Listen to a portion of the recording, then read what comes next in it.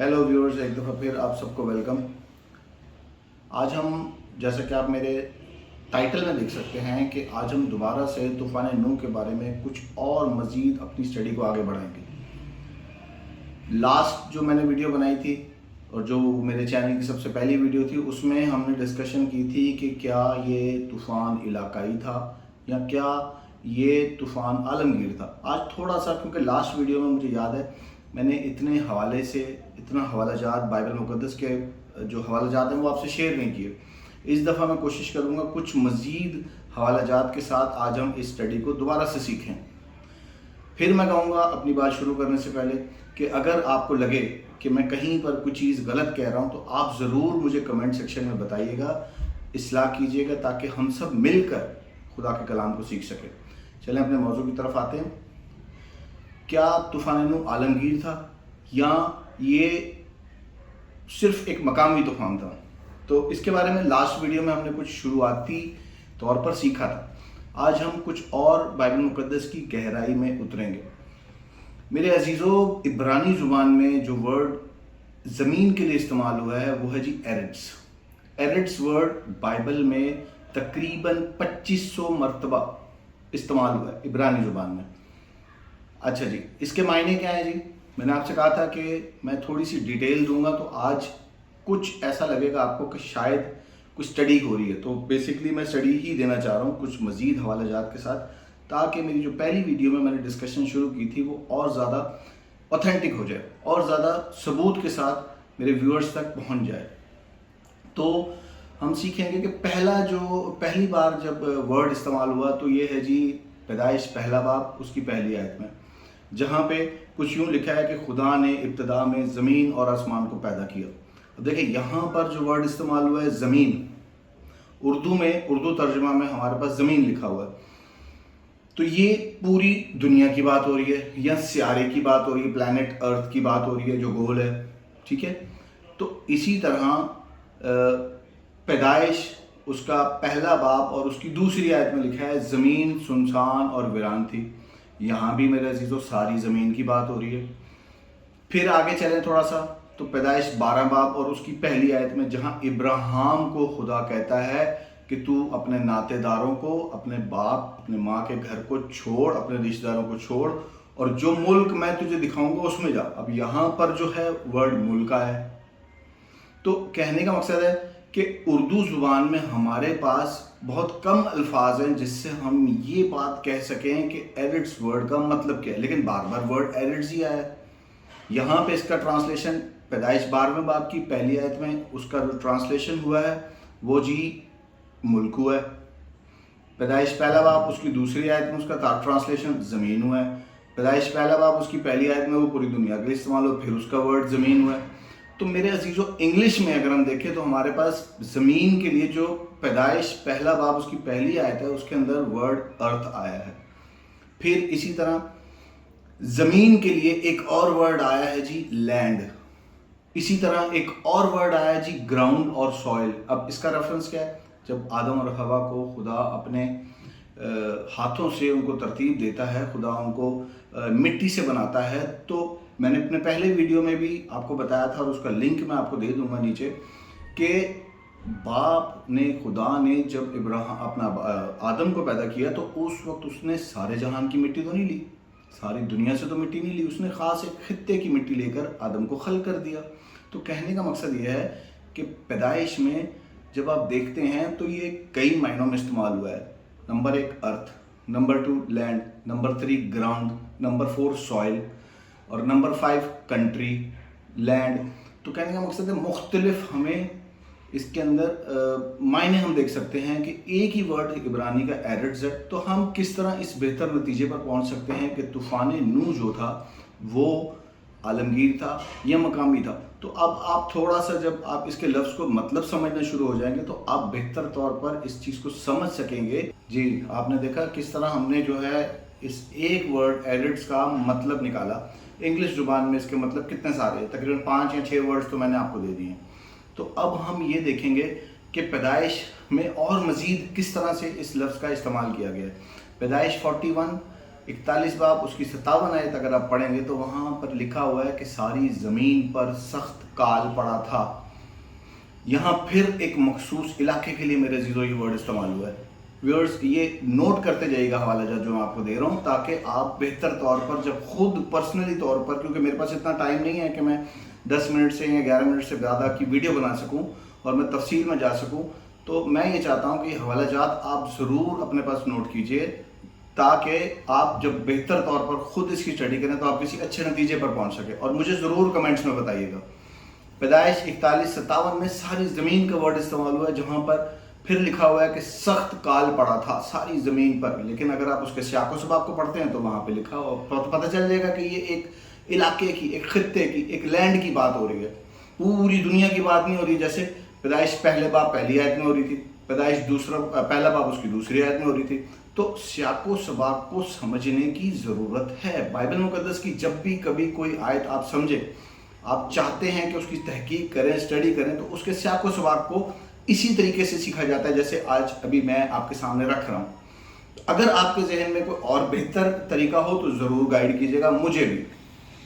خروج 9 باب اس کی 25 آیت بھی آپ دیکھ سکتے ہیں.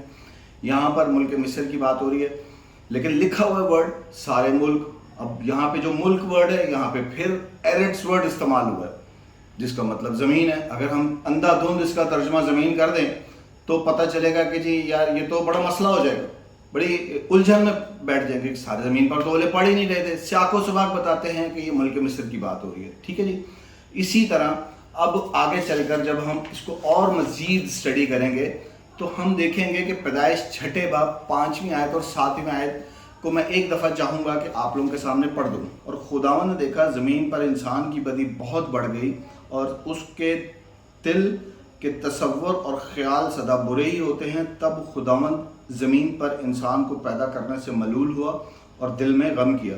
7ویں آیت، اور خداوند نے کہا کہ میں انسان کو جسے میں نے پیدا کیا ہے روئے زمین پر سے مٹا ڈالوں گا، انسان سے لے کر حیوان، رینگنے والے جاندار اور ہوا کے پرندوں تک کو، کیونکہ میں ان کے بنانے سے ملول ہوا. اب یہاں پر اگر آپ دیکھیں تو میرے عزیزو یہاں پر بڑا ہی کلیئرلی اس خطے کی بات ہو رہی ہے جس میں نوح رہتے تھے. نوح کو یہ کہا گیا تھا کہ میں ایک طوفان بھیجوں گا، تو ساری اپنے جتنے بھی لوگ ہیں ان کو بتا، منادی کر، ان کو سمجھا.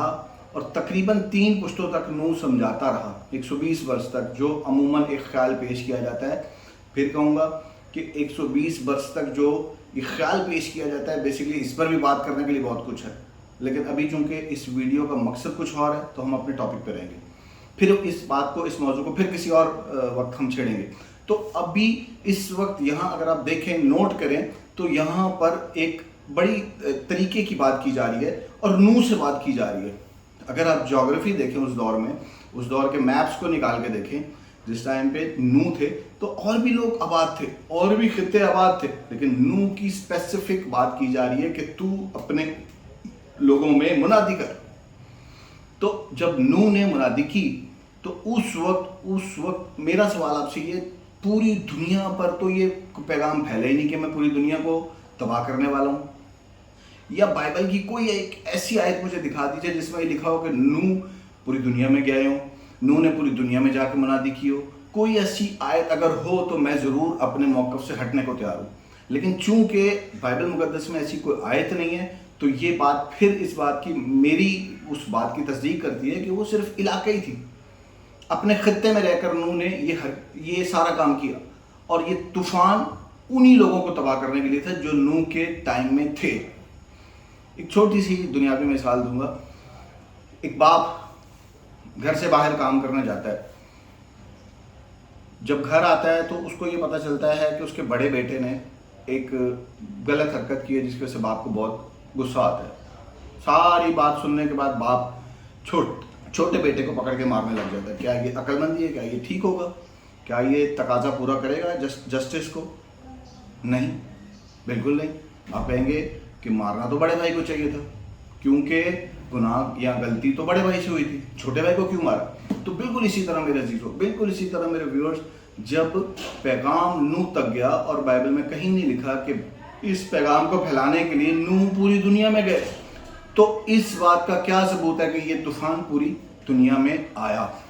زبور 104 اس کی 6 اور 9 آیت، امثال 30 باب اور اس کی 4 آیت کس طرح سے بات کرتی ہیں کہ خدا نے کس نے پانی کو چادر سے باندھا، کس نے ہوا کو مٹھی سے جمع کیا، کس نے زمین کی حدود ٹھہرائی۔ امثال میں لکھا ہوا ہے صاحب کہ حد ٹھہرا دی۔ یہودیوں کے مطابق یہ تخلیق سے پہلے کا زبور ہے۔ تو مجھے بتائیے، جب یہودیوں کی یہ کتاب کس کی ہے؟ یہودیوں کی۔ یہ لکھی کس نے ہے؟ یہودیوں نے۔ تو مجھے آپ ایک بات بتائیے کہ ہم کون ہوتے ہیں اس کی تشریح کرنے والے؟ یسوع مسیح کون تھے؟ یہودی تھے۔ تو جب یہودیوں کا ہی اثر اس کلام پہ زیادہ ہے، بائبل پہ زیادہ ہے، تو پھر ہمیں ان کے لٹریچر سے یا ان کی تشریحات کو سامنے رکھیں گے تو ہمیں بہتر طور پر سمجھ آنے لگ جائے گی۔ تو جب زبور 104 صاف بتاتی ہے کہ حد ٹھہرا دی، تو پھر یہ پانی اس حد کو کراس نہیں کر سکتا، جو اس بات کا بڑا مدلل ثبوت ہے کہ یہ طوفان عالمگیر نہیں تھا بلکہ علاقائی تھا۔ ایک اور آخر میں حوالہ دینا چاہوں گا، دوسرا پطرس اس کا 2 باب اور اس کی 5 آیت ہے، اور نہ پہلی دنیا کو چھوڑا۔ یہ خدا کی بات ہو رہی ہے، پطرس کہہ رہا ہے کہ نہ اس نے پہلی دنیا کو چھوڑا، ٹھیک ہے، بلکہ بے دین دنیا پر طوفان بھیج کر راست بازی کے منادی کرنے والے نوح کو ماں اور 7 آدمیوں کے بچا لیا۔ یہاں صاف لکھا ہوا ہے بے دین دنیا۔ تو اس کا مطلب کلیئر ہے، اس نے یہ نہیں لکھا۔ اگر پطرس یہ خیال رکھتے، پطرس یہ کہتے کہ پوری دنیا، تو ہم مان جاتے ہیں، لیکن یہاں لکھا بے دین دنیا، تو اس کا مطلب ہے کہ ایسی دنیا بھی تھی جو دیندار تھی، جو راست باز تھے، جن کے اوپر یہ شریعت لاگو نہیں ہوتی تھی۔ گو اس وقت شریعت نہیں تھی، لیکن اس وقت وہی شریعت تھی جو نوح کو دی گئی، اور وہ نوح کے علاقہ کے لوگوں کے لیے تھی، تو وہ اس سے مبرہ تھے۔ یعنی ایسے بے دین لوگ تھے جن پر یہ طوفان آیا، اور ایسے دیندار لوگ تھے جن کے اوپر نہیں آیا۔ یہ آیت خود یہ تشریح کر رہی ہے۔ تو پھر میں آپ سے کہوں گا کہ ایک دفعہ پھر کہ یہ اس بات کا ثبوت ہے کہ نوح کا طوفان عالمگیر نہیں تھا بلکہ علاقائی تھا۔ پھر بھی اگر آپ کو اور مزید اس کے بارے میں ڈیٹیلز چاہیے تو ضرور کمنٹس میں بتائیے گا۔ اگر آپ چاہتے ہیں کہ اور بھی کوئی خیالات ہیں، اور بھی کچھ تشریحات کی جا سکتی ہیں جو کلام مقدس کے مطابق ہوں، جیسے میں نے ابھی آپ کے سامنے کلام مقدس کی آیات دے کر یہ بات ثابت کی اور آپ کو بتانے کی کوشش کی۔ خیر، میں ثابت کرنے والا کون ہوتا ہوں؟ Nobody masters Bible, let Bible master us. تو بائبل کو اگر آپ سمجھتے ہیں کہ بائبل میں کچھ اور تشریح ہے تو ضرور کمنٹس میں بتائیے گا، ہمیں بہت اچھا ہوگا، اور ہم سب مل کر ایک کمیونٹی کے طور پر اس بات کو سیکھیں گے۔ تو اینڈ میں ایک دفعہ پھر کہوں گا، گاڈ بلیس یو، خدا آپ کے ساتھ ہو، آپ کو برکت دے۔ جتنے میرے ویورز ہیں، آپ سے ریکویسٹ کروں گا کہ میرے چینل کو ضرور سبسکرائب کیجیے تاکہ آپ کو ایسی انسپریشنل اور انکنونشنل ویڈیوز دیکھنے کو ملتی رہیں۔ Thank you.